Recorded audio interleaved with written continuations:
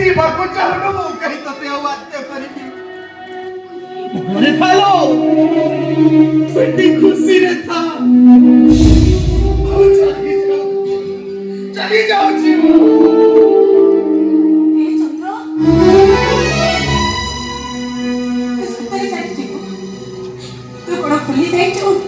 ଆଜି କଣ ରାକ୍ଷୀ ପୁନେଇ। ହେଲେ ସେଥିରୁ ମତେ କଣ ମିଳିବ?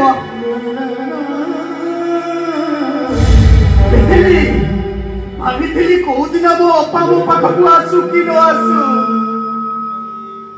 ରାକ୍ଷୀ ପୁନେଇରେ ସେ ନିଶ୍ଚୟ ରାକ୍ଷୀଟିଏ ଧରି ମୋ ହାତରେ ବାନ୍ଧିବାକୁ ଆସିବ।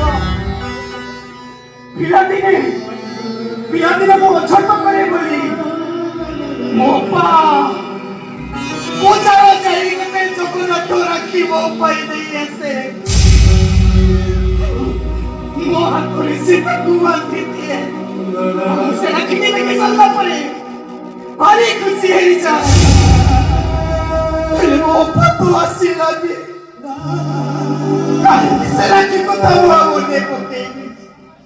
କାହିଁକି? ତୁ କେମିତି ଭାବିବୁ? ସବୁ ଭୁଲିଯିବ କିନ୍ତୁ ରାକ୍ଷୀ କଥା କେବେ ଭୁଲିବନି। କେବେ ଭୁଲିବନି ସିଏ। ସତ କହୁଛୁ? ଆରେ ପାଗଳା, ମୁଁ ତୋ ପାଇଁ ସୁନ୍ଦର ରାକ୍ଷୀଟେ ଆଣିଛି। ତୁ ରଖିଛି ମୋ ପାଖରେ।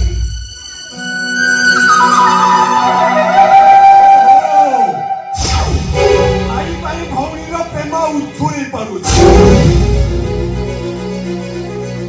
ମୁଁ କହିଲି ସେ ରାକ୍ଷୀ ବନ୍ଧା ହେଇପାରିବନି। ତାକୁ ଚିରି ଦିଅ ନହେଲେ ଫୋପାଡ଼ି ଦିଅ। କହିଲି ମାନେ ବନ୍ଧା ହେଇପାରିବନି। କାହିଁକି ବନ୍ଧା ହେଇପାରିବନି? ଏଇଟା ଆମ ଓଡ଼ିଆ ଘରର ପରମ୍ପରା। ଗୋଟେ ଭଉଣୀ ତା ଭାଇ ହାତରେ ରାକ୍ଷୀ ବାନ୍ଧେ। ମୁଁ ଯେତେ ଶ୍ରଦ୍ଧାରେ ମୋ ଭାଇ ପାଇଁ ରାକ୍ଷୀ ଆଣିଛି, ତମେ ମନା କରିବାକୁ କିଏ? କଣ ପାଇଁ ମନା କରୁଛ? ମୁଁ କିଏ? ମୁଁ ନିର୍ମାଲ୍ୟ ମହାପାତ୍ର, ପୁରୀ ଶ୍ରୀକ୍ଷେତ୍ର। ଭଲରେ କହିଲେ ମୁଁ ବେଲପତ୍ର, ଆଉ ଥରେ ରାଗି ଗଲେ ପୁରା ଛିଞ୍ଚତ୍ର। ଆରେ ମୁଁ ନିର୍ମାଲ୍ୟ ମହାପାତ୍ର। ମୋ ବିନା ଅନୁମତିରେ ଗଛରୁ ପତ୍ରଟିଏ ବି ଦେଖ ନିର୍ମାଲ୍ୟ, କେତେ ଶ୍ରଦ୍ଧାରେ ମୁଁ ମୋ ଭାଇଟା ପାଇଁ ରାକ୍ଷୀ ଆଣିଛି। ତମେ ମନା କରନି। ମୋ ଭାଇ ମନରେ କଷ୍ଟ ଦିଅନି। ମନା କରିନି ତମେ। ତମର ବି ତ ଜଣେ ଭଉଣୀ ଅଛି। ଆଉ ଗୋଟେ ଭଉଣୀ ତା ଭାଇ ହାତରେ ରାକ୍ଷୀ ବାନ୍ଧିବାକୁ ତମେ କାହିଁକି ମନା କରୁଛ? କାହିଁକି ମନା କଲି? କେମିତି ମନା କଲି? ସେ କଥାକୁ କଣ ତମର ଜାଣିବା ଦରକାର? କହିଲି ତ ରାକ୍ଷୀ ବନ୍ଧା ହେଇଗଲି। ବାସ୍ ଚଣ୍ଡାଳ। ତୁ ତ ସ୍ନେହ ମମତାର ଅର୍ଥ କଣ ଜାଣିନୁ? ଭାଇ ଭଉଣୀର ସମ୍ପର୍କ କଣ ଜାଣିନୁ? ତୁ କେମିତି ଜାଣିବୁ ରାକ୍ଷୀର ମହତ୍ଵ? ଭାଇ ଭଉଣୀ ମଧ୍ୟରେ ଯେତେ ରାଗ ରୁଷା ଥାଏ, ଏ ରାକ୍ଷୀ ତାକୁ ସବୁ ସମାଧାନ କରିଦିଏ। ମୁଁ ସେମାନଙ୍କୁ ରାକ୍ଷୀ ବାନ୍ଧିବାକୁ ମନା କରୁଛୁ। ଏତେ ତ କହିଲିଣି ଯା ଟିକେ ଭଉଣୀ ଘରକୁ ବୁଲି ଆସିବୁ। ତୁ ତ ମୋ କଥା ଶୁଣିଲୁନି। ଆଜି ସେଇ ଭାଇଟା ଆସିଛି ତା ଭଉଣୀ ହାତରେ ଟିକେ ରାକ୍ଷୀ ବାନ୍ଧି ଦେବାକୁ। ତୁ ସେମାନଙ୍କୁ ମନା କରୁଛୁ? ବାପା, ତୁ କହିଲି ମାନେ ରାକ୍ଷୀ ବନ୍ଧା ହେଇପାରିବନି। ନିର୍ମାଲ୍ୟ ବାବୁ, ଏଇଟା ହଉଛି ଆପଣଙ୍କ ଘର। ଆପଣଙ୍କ ଘରର ଆଇନ କାନୁନକୁ ମାନିବା ମୋର ହଉଛି ପ୍ରଧାନ କର୍ତ୍ତବ୍ୟ। ମୁଁ ଜାଣିନି ଆପଣ କାହିଁକି ମୋ ଅପାକୁ ମୋ ହାତରେ ରାକ୍ଷୀ ବାନ୍ଧିବାକୁ ମନା କରୁଛନ୍ତି। ମୁଁ ଆପଣଙ୍କୁ ଅନୁରୋଧ କରୁଛି, ଥରୁଟେ ମୋ ଅପାକୁ ମୋ ହାତରେ ରାକ୍ଷୀ ବାନ୍ଧିବାକୁ।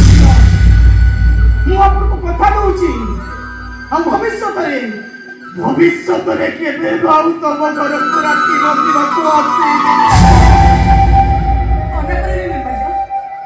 ଗୋଟେ ଭାଇ ମନରେ କଷ୍ଟ ଦିଅନି। ମୋ ଭାଇ କଷ୍ଟ ହବ। ମନା କରନି ତମେ। ଯାହାର ହୃଦୟ ଥିବ ସେ ସିନା ବୁଝିବ। ଇଏ ତ ଗୋଟାଏ ପାଷାଣ। ଇଏ କଣ ବୁଝିବ ଭାଇ ଭଉଣୀର ସମ୍ପର୍କ? ଆରେ ଇଏ ତ ଭାଇ ନୁହେଁ, ଗୋଟାଏ ଶତ୍ରୁ। ଆରେ ଆମ ସମ୍ପର୍କ ଭିତରେ ଏ ସଂସାରରେ ଭାଇ ଭଉଣୀର ସମ୍ପର୍କ ଗୋଟେ ନିଆରା ସମ୍ପର୍କ। ସେମାନଙ୍କୁ ରାକ୍ଷୀ ବାନ୍ଧିବାକୁ ମନା କରିନି ରେ, କେବେ ମନା କରିନି। ବାପା, ତମେ ଜମା ମଝିକି ଆସନି। କଣ କରିବୁ ତୁ? ଆରେ କଣ କରିବୁ ତୁ? ମୋ ବୋହୂକୁ ମୁଁ ସୁରକ୍ଷା ଦେବି। ବାପା, ଜମା ମଧିକି ଆସନି। ତମେ ବି ବାହାର କରିବନି।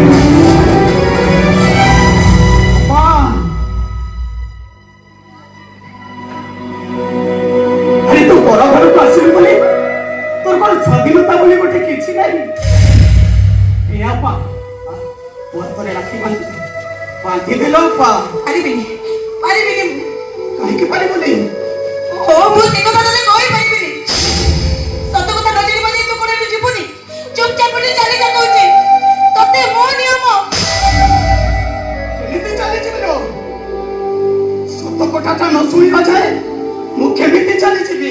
ଓହୋ ସତ ସତ ସତ। ତୁ କଣ ମତେ ପାଗଳ କରିଦେବୁ? ଥରେ କହିଲେ ତୁ ବୁଝିପାରିଲୁନି। ତତେ ତ ଅପର ନିୟମ ଚୁପଚାପ ଏଠି ଚାଲି ଯା। ନିୟମର କଥା ଯେତେବେଳେ ଉଠିଲାଣି ମୁଁ ଆଉ ତତେ କିଛି ପଚାରିବିନି ଲୋ।